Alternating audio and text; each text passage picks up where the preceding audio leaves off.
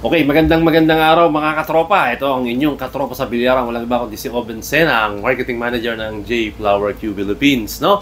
At ngayong araw po, papaalam ko lang po sa inyo na nandito po ako ngayon sa ating bagong opisina dito sa Makati Cinema Square, no?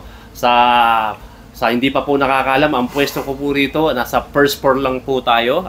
Katabi ko po ang Jollibee. Nandito lang po tayo sa taas ng parlor, no?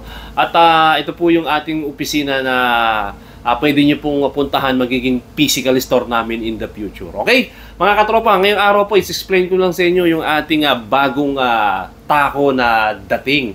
Yung ating JF 2020 Black Pictures, yung BF. Yung po yung naka-rubberized grip.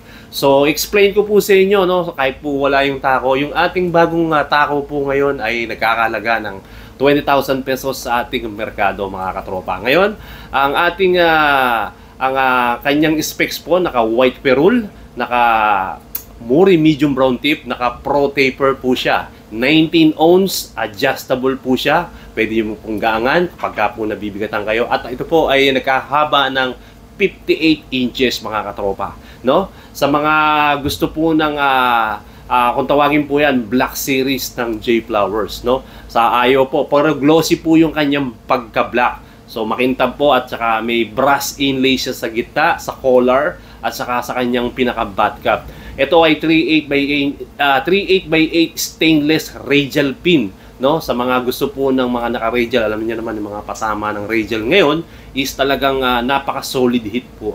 At lahat na po ng features na hinahanap ng isang professional player nandoon na po sa taco, mga katropa. Kaya yan po, sa mga gusto pong mag-avail ng ating Q, pwede nyo po akong i-message sa aking FB Messenger o pwede nyo po akong tawagan sa aking numero ng aking smart or globe number po. Sa mga tropa po natin dyan, maraming salamat po. Pwede na po kayong mag-walk-in dito sa aking store dito sa Makati. Meron tayong oras na 5 to 8 hours, 5 to 8 lang po PM, no? Meron siya yung 3 hours na office hours. Maraming salamat po sa mga tropa natin diyan. Happy watching and good luck po sa mga inyo.